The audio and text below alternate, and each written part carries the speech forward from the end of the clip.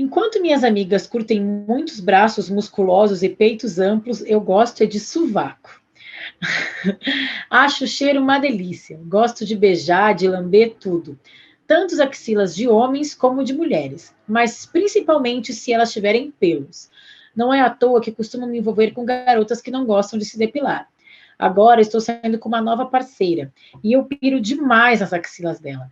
Queria falar sobre isso, porque quero elogiá-la e deixá-la saber o quanto me sinto atraída por ela, mas não falei ainda. Acho que posso ser julgada. As poucas amigas que sabem desse meu fetiche tiram sarro de mim. Delas eu até aguento a tiração de sarro, mas ficaria muito incomodada se a garota com quem eu estou saindo também me zoasse por isso.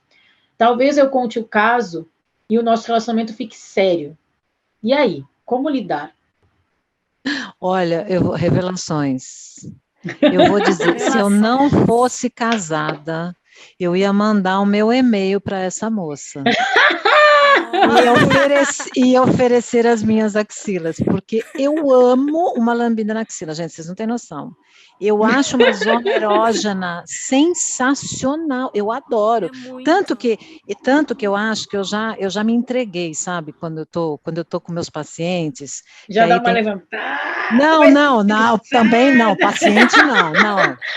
Paciente não. Paciente não. Não, mas é porque eu disse que eu me entrego, porque assim, às vezes quando a gente vai pedir, eu vou pedir para eles fazerem uns exercícios em casa de descoberta do corpo.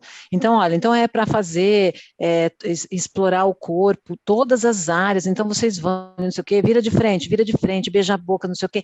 Axila, vocês já lamberam axila? Lambe as axilas. Dá uma reforçada. Aí eu dou aquela reforçada, que eu acho que o casal fica assim, eu acho que a Ana curte essa coisa de axila. Porque eu acho super gostoso. Eu não gosto tanto de lamber as axilas.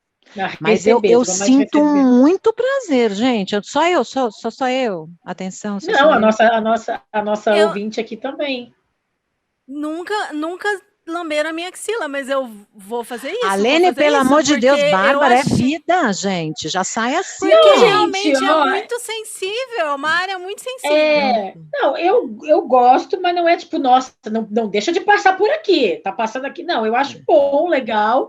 Mas assim, eu acho que a coisa que a Alene falou, do pé, eu gosto mais do pé. Pé é uma coisa que me dá mais. Pé também gosto. Pé eu curto mais. Nossa, é muito bom. Agora, o que eu acho aqui é uma coisa que a gente veio falando ao longo do episódio, no caso da Tatiana, que é essa vergonha que a gente fica de falar e ser julgada. Ela falou no fim, se o caso ficar mais sério, talvez eu acho que nosso relacionamento vai valer a pena, eu posso falar ou não e tal. Mas aí tu perde a chance de viver uma coisa, né? Eu acho que deve dar essa sensação também. Será que eu já não devia ter falado? Eu não sei, eu fico muito... Eu entendo muito esse lugar, né? Porque quando tá ficando com uma pessoa, claro que é isso que a gente estava falando antes. Claro que é legal a gente ser aberto, se doar totalmente, viver aquela experiência. Mas quando tu tá conhecendo, tu tem muitos... É timidez mesmo, eu acho, né, Ana? Eu acho. E eu me considero também uma pessoa que sou bem aberta sexualmente, que falo tudo, mas eu acho que eu gosto de, aos poucos, sentindo onde vai ter terreno ou não. Também acho, Sabe? Onde vai ter receptividade, porque às vezes um não dito na hora errada é um banho de água fria que às vezes não tem volta, né, cara? Eu não sei, eu já passei por uma situação, revelações também, eu já passei por uma situação no antigo relacionamento que eu recebi um não, que me broxou de um jeito que assim, cara, então vou para o próximo, entendeu? Se o cara não tá afim de... Uns dois não, sabe? Vamos aqui, não, então tá, então não é pra gente, sabe? E aí tu deixa de viver, não sei. Eu já ouvi muita gente, por exemplo, também, quando essas questões mais específicas, de práticas sexuais mais específicas, quando isso roda nos aplicativos, então, assim, muito de cara. Olha só, gosto de tal coisa, você quer? Aí a pessoa meio que dá uma assustada, fala assim, ops, sabe? Né? Então, embora eu ache que é honesto também, olha, eu curto isso, porque eu estou procurando isso. Outra coisa é a construção que a gente tem. No caso dela, eu acho que a axila ainda é mais fácil, né? Vai lá e lambe. Vai lá e lambe, vai lá e Vai passando lambe, por aqui, vai tá passando aqui por pelo aqui, dá uma braço, lambidinha aqui, cotovelo, depois... vê se Se, topou, vai se ali, a né? pessoa estranhar, você fala, bom, tá bom, né? Agora, a axila é um negócio interessante, porque depois eu fiquei tentando entender por que a pessoa, né, gosta, ela fala do cheiro. Eu acho que tem muito a ver, acho que o caminho aí de entendimento também é um pouco por conta dos feromônios, né? Essa coisa que é esse cheiro do hormônio que passa pelo suor. Então, talvez a axila tenha esse tipo de atração olfativa também, quando ela diz assim, nossa, tem um cheiro ali que eu gosto, tal, né? Porque afinal de contas, gente, é suor, né? Alene, isso que a Ana falou, né, dos aplicativos eu, particularmente, acho que é bom a gente ir descobrindo. Já falei aqui, né? Não quero saber, tipo, ó, tá aqui a minha ficha corrida de fetiches, sabe? Tinha o que você concorda. Tinha até uma época, não sei se tu lembra, acho que tinha até um aplicativo que tu selecionava os teus fetiches e aí a outra pessoa selecionava e se desse match nos fetiches, né? Ok, é legal. Mas assim, eu também não quero saber, tipo, aqui esse é o que eu gosto, que tu gosta de bater, se não bater. Não, não é assim. Mas eu acho que às vezes no mundo do BDSM, as coisas, a gente se apresenta, né? As pessoas se apresentam muito através dos seus fetiches, né? Sim, eu acho que tem muito isso assim, tu chega já com a tua persona, né? Enfim, se tu é dominadora, se não é, enfim. E aí tem uma jogada tem algum espaço para descobertas ou já está tudo muito às claras? Ai, com certeza. A gente estimula muito que as pessoas criem comunidade primeiro, né? Que elas não entrem no BDSM desesperadas para achar alguém para praticar, porque acaba que você meio que faz qualquer escolha. A primeira pessoa que aparece ali querendo que tem alguma coisa em comum com você já se joga de cabeça. Às vezes pode ser alguém arriscado, às vezes você não tem o apoio de uma comunidade para te dizer que aquela pessoa não é uma pessoa legal de você se relacionar, porque nós somos uma comunidade, nós conversamos umas com as outras e nós temos grupos para falar, olha, fulano de tal já foi abusivo, não jogue com ele que não é legal. Uhum. Então, quando a gente conhece pessoas, a gente tenta fazer em comunidade, mesmo que não seja, se a gente descobre que existem coisas em comum, nas primeiras conversas, a conversa flui e rola algum match de interesses, aí a gente tem exatamente essa checklist de negociação. Você faz um listão de negociação e você conversa sobre tudo que as pessoas estão dispostas a experimentar ou não. Mas quando eu converso com pessoas em aplicativos tipo Tinder, aplicativos mais baunilha, eu gosto de conversar sobre o tema assim, e aí, você tem algum fetiche? Qual que é seu fetiche? Mas tu já joga no começo da conversa ali no app mesmo. Não, ou exatamente. Já deixa... Tá. Depende. Primeiro, conversa sobre a vida, veja o que a pessoa gosta de assistir, que tipo de música que ela gosta. Não. Primeiro Orientação pergunta política. séries. Sim, Primeiro você descobre importante. quem a pessoa votou, entendeu? Aí você vê se deu match, aí você conversa sobre outras coisas. E eu, assim, como eu me relaciono bastante com homens cis, eu gosto de medir a abertura que eles têm para conversar sobre aquilo também. Mesmo que eles não tenham absolutamente nenhum fetiche, seja alguém para realmente ter uma interação puramente baunilha, eu gosto de fazer essa pergunta, e aí, do que você gosta? E aí, você tem algum fetiche? Para ver quão confortável a pessoa fica em conversar sobre aquilo comigo.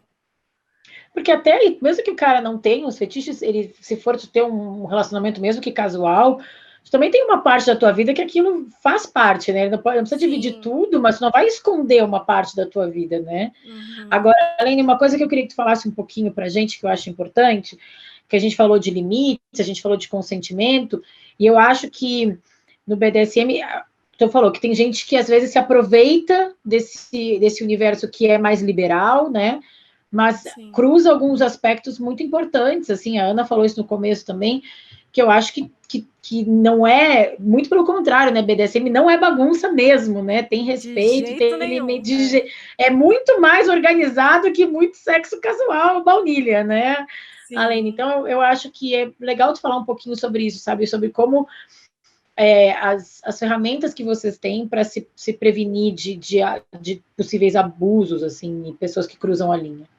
Sim, a gente fala sempre de consentimento é palavra de ordem, e consentimento explícito e dado antes, assim, você conversa sobre o que você vai fazer antes, porque você não... E claro, você faz tudo com pessoas humanas maiores de 18, conscientes, de preferência com a saúde mental em dia também, para você Isso é um pouco não mais fazer difícil hoje em dia. bobagem. É um pouco difícil. Quando minha saúde mental não tá legal, eu só faço sexo baunilha mesmo. Eu não me Legal. arrisco em fazer coisas mais pesadas, em fazer nada com raiva, nada quando eu estou em crise depressiva, crise de ansiedade, não é legal. E aí a gente conversa sobre isso antes, porque também na hora a gente faz tudo sóbrio, sem álcool, sem beber, sem droga, sem nada. E também, você não pode dar consentimento no meio, como a Ana falou no começo, também porque você ali tá meio bêbado de tesão também, entendeu? Você já tá ali naquela pira tão louca que você vai meio que aceitar o que você não aceitaria sóbrio, com a cabeça fria antes. Então, a gente fala muito sobre tudo antes. Então, antes tem a negociação, aí a gente faz o que vai fazer, seja o que a gente chama de cena, sessão, sexo mesmo, né? Se for uma coisa mais sexual mesmo, e depois a gente faz o que a gente chama de aftercare, que é o cuidado posterior, que é você cuidar das necessidades da sua parceria depois. Eu quero palavras de afirmação, quero um carinho, quero ficar de conchinha, quero comer alguma coisa junto. Então, para também equilibrar esses níveis hormonais que podem variar muito durante a prática, dependendo do que você faz. Então, a gente sempre tem essas fases e muito importante falar sempre, sempre, sempre de consentimento e de comunicação e deixar tudo às claras. E para quem não participa, pode parecer meio burocrático, mas eu juro que é muito gostoso você ir explorando e conhecendo e conversando sobre as coisas que vocês gostam. E na hora que você vai fazer, você tem certeza que a pessoa que está com você gosta daquilo. Por mais que, às vezes, para quem está olhando, pode parecer que, gente, mas será que ela vai gostar disso mesmo? Será que ela está gostando disso? O que é isso? Não, você tem certeza absoluta que aquela pessoa concorda. Você já conversou sobre aquilo, você está, sabe, ciente. E eu acho muito legal, muito bacana. Foi uma coisa que me atraiu muito quando eu comecei, no sentido de que tá tudo às claras, tá tudo certinho. Você não corre esse tipo de risco, claro, né? Quando você está jogando com pessoas éticas, responsáveis, né? Confiáveis, quando você tem plena confiança na sua parceria também. Ótimo. E isso é muito louco, né, que a Helena está falando, porque ela vai falando, você vai vendo o brilho nos olhos, né? Nossa, gente, a gente isso, vai ficando... eu já vou desligar. Eu já estou aqui, olha. Eu já estava quase com vontade de dar uns tapas aqui. Eu também, gente, já estou aqui, né? Recomendo. Subiu, ó. Já subiu aqui, já pegou. Né? Essa conversa toda já é uma preliminar. Mas você viu que ela já começou a nos seduzir nesse sentido? Então, exatamente.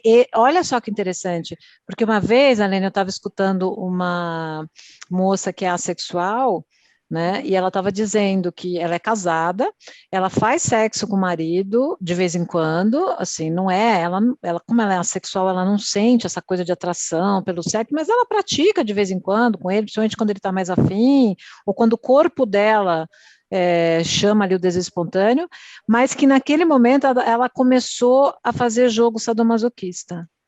E ela não transava, porque o interessante para ela não era o sexo, até porque ela era assexual, mas o jogo erótico, ela tinha essa coisa interessante, assim, de experimentar o poder e submissão ali num jogo lúdico que não precisava nem de sexo, sexual. Achei muito interessante esse relato, para mostrar como o sujeito é múltiplo, gente, não é? Múltiplo. E tem muitos assexuais no BDSM, inclusive. Tem muitos assexuais que praticam. Não é só sobre sexo, não, gente. Tem também, mas não é só sobre isso.